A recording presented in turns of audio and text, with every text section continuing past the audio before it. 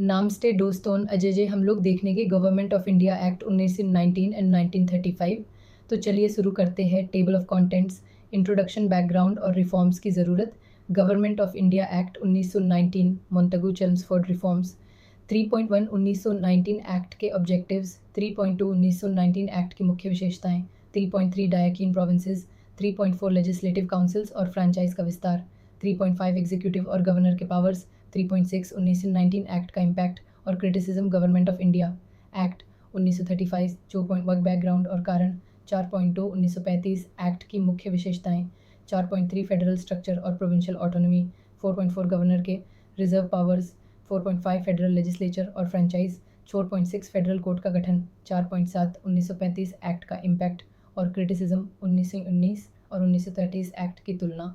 Overall impact on Indian constitutional development. Conclusion 1, introduction. आज हम बात करेंगे गवर्नमेंट ऑफ इंडिया एक्ट्स के बारे में, जो भारत के कानूनी और संवैधानिक इतिहास में बहुत महत्वपूर्ण हैं। 1919 और 1935 के ये एक्ट्स ब्रिटिश ने इंडिया में कुछ पॉलिटिकल रिफॉर्म्स लेने के लिए बनाए, ताकि इंडियंस को थोड़ी ज़्यादा सरकारी जिम्मेदारी दी जा सके। ये दोनों एक्ट्स इंडिया के कॉन्स्टिट्यूशनल डेवलपमेंट के पाथ पर बड़े कदम थे। Hai bắt rong đi phòng 20 TH Century để sử dụng tác và các men polititan gia rút ta đã phi bác gây thi. Vất vất u tệ đồ rằng Baratino ne British Empire lại là đề trì, Kiskat politican ahita ti umepi. 1909 ke reform te bác bi Indian ti mang porina hi hui thi. Indian National Congress o Muslimlit ke đề mang Cordiamen Jat Thehu. British ne 1917 men Montagu Declaration Gio Responsin Government ta Promi Capiti. IAT TTH 1919 KACT AEA. Latin 1919 KACT Puditara Indian Kosantuk Nahi Kapaya. Isli 1935 ACT Bana Yosaber Bada Ovia Constitutum Reform Tha. 3. Government of India ACT 1919 Montagu Chemso Reform 3.1 1919 ACT Obective is ACT Obective थे। Montagu Declaration को लागू करना, जो responsible government का promise करता है।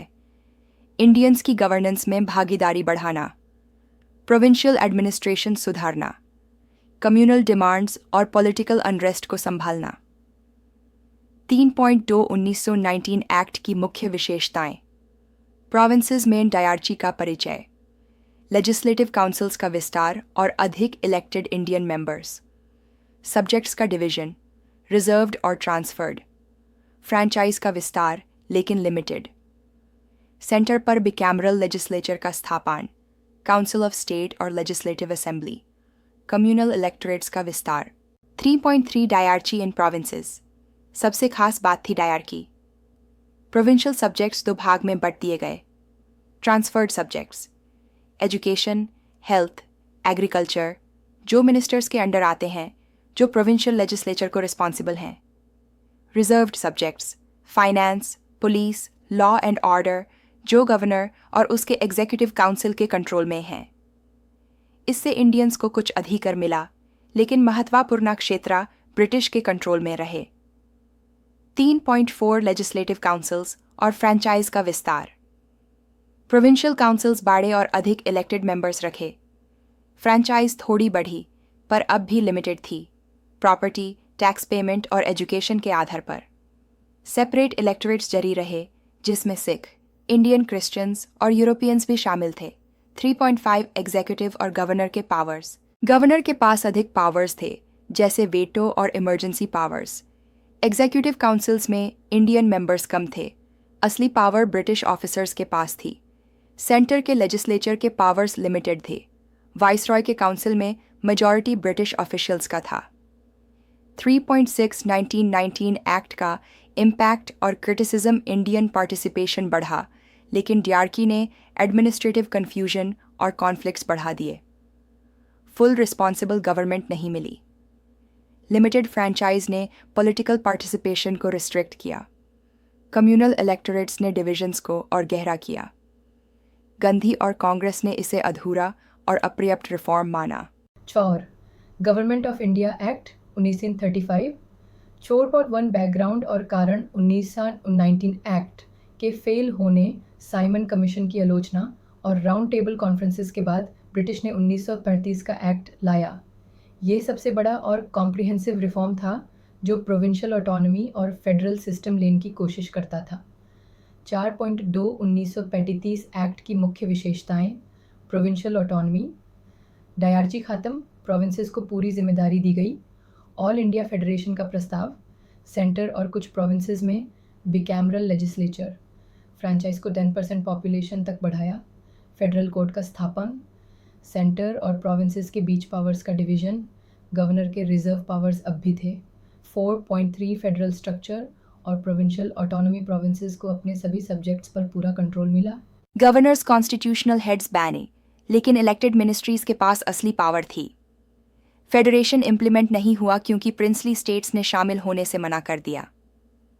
4.4 governor के reserve powers, governors के पास इमरजेंसी पावर्स थी। मिनिस्टर्स और लेजिस्लेचर्स को ओवरराइड कर सकते थे। इन पावर्स पर क्रिटिसिज्म हुआ कि ये असली ऑटोनॉमी को कमज़ोर करते हैं। 4.5 फेडरल लेजिस्लेचर और फ्रेंचाइज फेडरल लेजिस्लेचर बिकैमरल थी, काउंसिल ऑफ स्टेट और फेडरल असेंबली। फ्रेंचाइज बड़ा पर अब भी लिमिटेड और कॉम्प्लेक्स था। सेपरेट इलेक्टोरेट्स जारी रहे जिससे कम्युनल पॉलिटिक्स बढ़ी। 4.6 फेडरल कोर्ट का गठन फेडरल कोर्ट बना जो इंडिपेंडेंस तक हाईएस्ट जुडिशियल अथॉरिटी रहा। 4.7 1935 एक्ट का इम्पैक्ट और क्रिटिसिज्म प्रोविंशियल ऑटोनॉमी बाड़ा कदम था। फेडरेशन फेल रहा। फ्रेंचाइज रेस्ट्रिक्शंस ने डेमोक्रेटिक पार्टिसिपेशन को रोक दिया। गवर्नर के पावर्स ने ब्रिटिश कंट्रोल जारी रखा। इंडियन लीडर्स ने एक्ट का स्वागत किया पर क्रिटिसिज्म भी किया।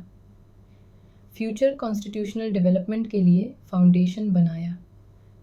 पहलू: Government of India Act 1919, Government of India Act 1935,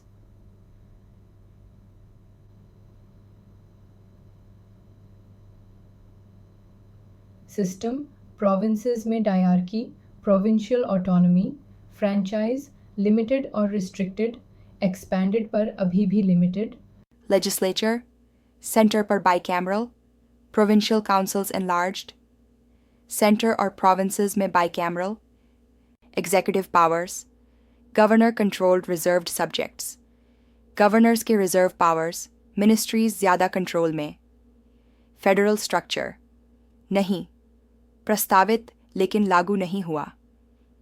communal electorates: expanded, जारी रहा। 6. Overall impact on Indian constitutional development. दोनों एक्ट्स ने कॉन्स्टिट्यूशनल डेवलपमेंट को आगे बढ़ाया, फेडरल स्ट्रक्चर और पार्लियामेंट्री डेमोक्रेसी के लिए आधार तैयार किया। इंडियन पार्टिसिपेशन बढ़ी लेकिन ब्रिटिश सुप्रीमेसी बनी रही। कम्युनल इलेक्टोरेट्स ने राजनीतिक पहचान को मजबूत किया। स्वतंत्र भारत के कॉन्स्टिट्यूशन की तैयारी हुई। 7. Conclusion: government of India acts 1919 और 1935 भारत की आज़ादी की दिशा में महत्वपूर्ण कदम थे। सीमाएं और कमियां होने के बावजूद इन्होंने इंडियंस को शासन में हिस्सा दिया और कॉन्स्टिट्यूशनल प्रिंसिपल्स स्थापित किए। ख़ास तौर पर 1935 का एक्ट स्वतंत्र भारत के संविधान का आधार बना। Thank you for watching. मिलते हैं अगले वीडियो में।